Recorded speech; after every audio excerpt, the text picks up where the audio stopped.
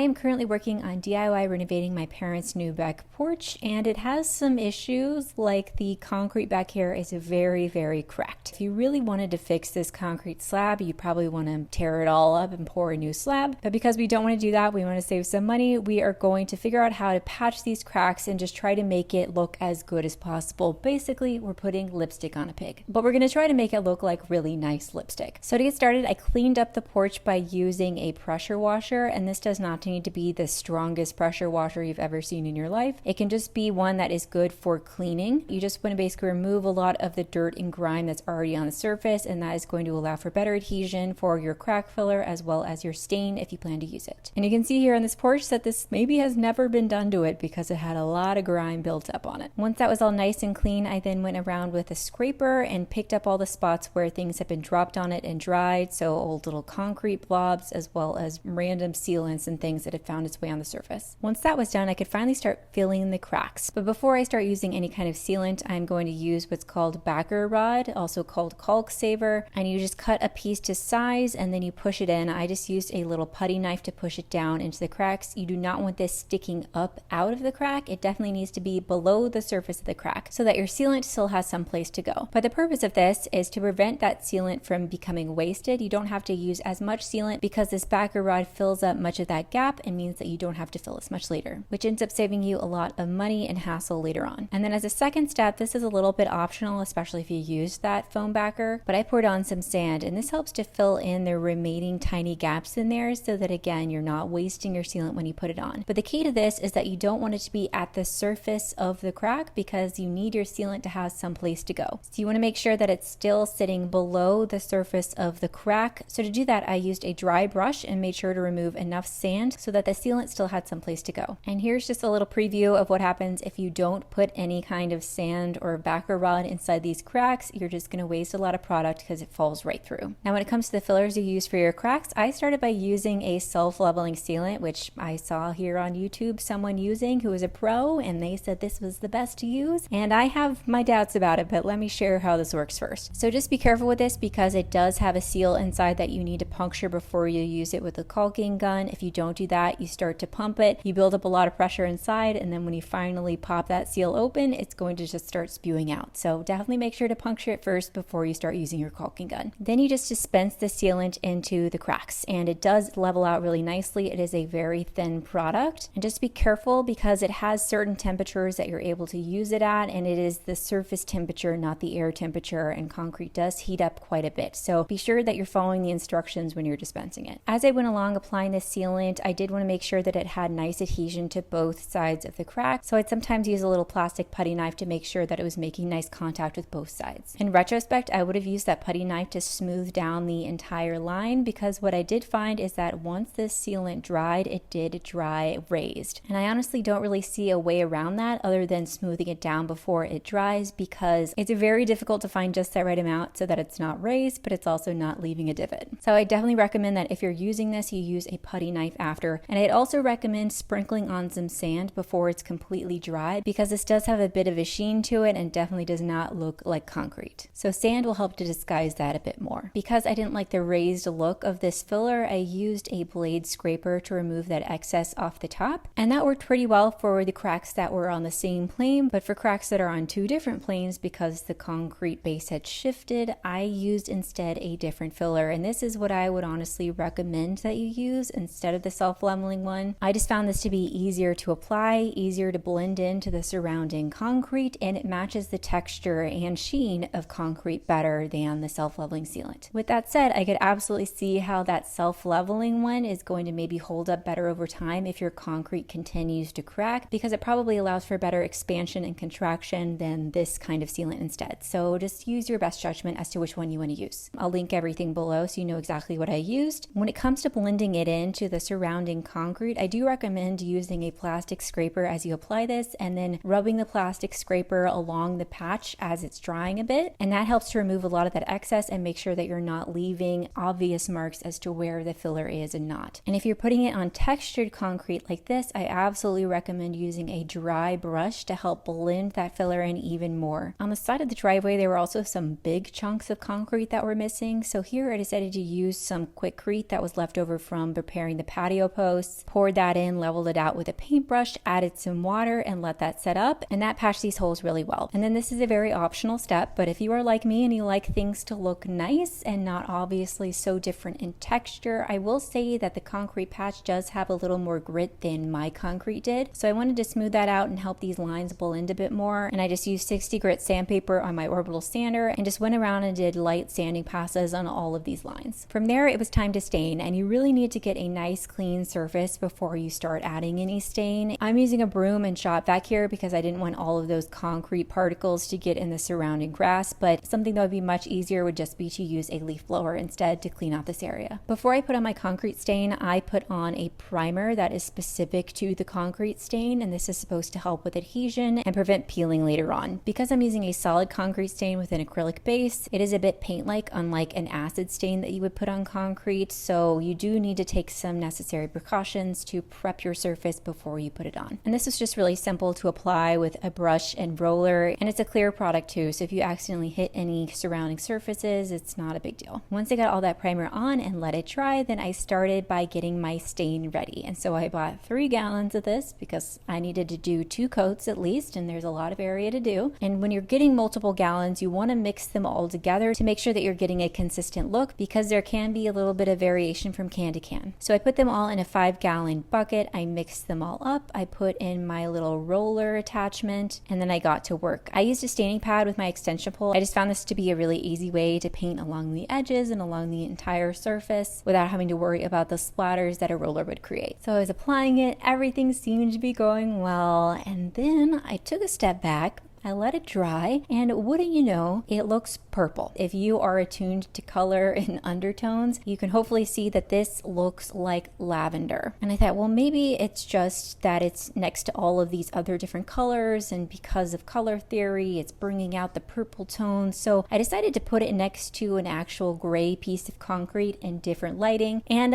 hopefully this can show you, yeah, it looks pretty lavender. And here is what the website says that this color is supposed to look like. I don't think so. And I understand that when colors are outside and there's different lighting, it can look different at different times of day and in different shade versus direct sunlight, but completely different undertones is a very different thing. So that was really disappointing, and I had to go back to the store and get a new color, but I was like, okay, we're gonna go for more of a light beige this time. I think it's gonna look great. I poured in my 2 cans this time, and then I mixed them all together, and then I got started by repainting on the sides. And it's going on really beautifully, a nice kind of sandy beige color that I think is going to kind of match the existing concrete color, which is what I wanted. So I decided to paint even more because I just want to see it on a larger format and make sure this is the right color. So I start to use a larger staining pad and move the product around, and then I take a step back, I let it dry, and realized it looks kind of gray. And I don't want it to look gray. I wanted it to look warm and beautiful and inviting. And here's a better picture of it completely dry, and you can see it just kind of looks corpse-like a little bit, just like a grayish, sad beige. And here is what this color supposedly looks like according to the website.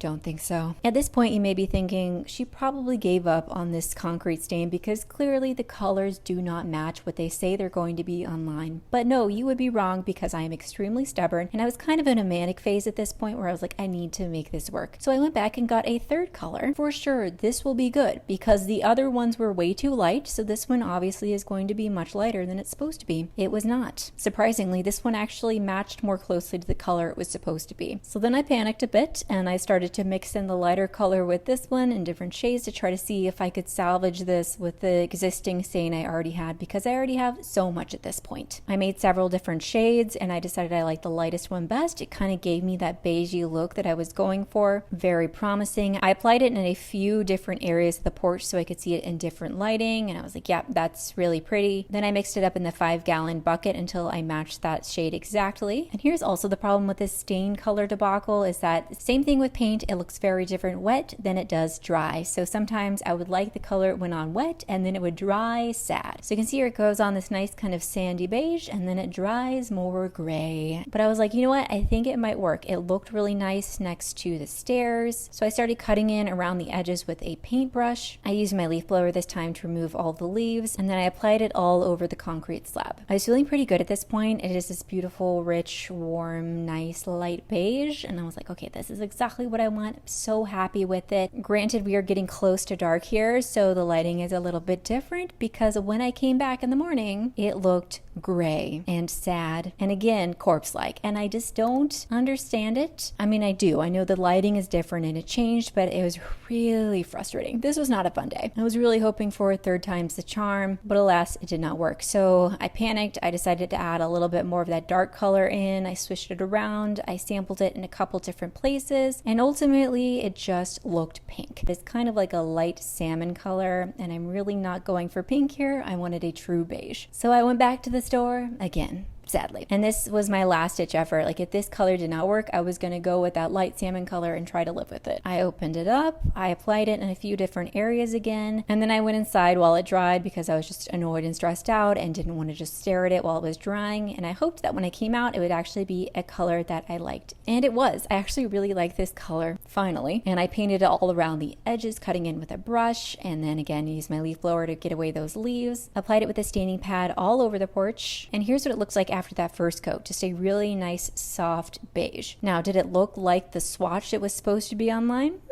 Kind of, but not really. So again, I would just be really careful if you plan to use this bare solid concrete stain because the colors are not accurate whatsoever. However, if you do want one that looks like this, I will say washed khaki is a nice option. And I came back the next morning and thankfully it still looked good even in the cooler morning light. So I applied my second coat, let that dry, came back. Here's a reminder of where we started, and here is what it looks like now. So is it perfect? No. As we talked about, this is a putting lipstick on a pick situation, but I think it's pretty good lipstick. Like, if you look up close, yeah, you can see those cracks, but from far away, it looks pretty nice. And once we put down an area rug here, I don't think anyone will notice.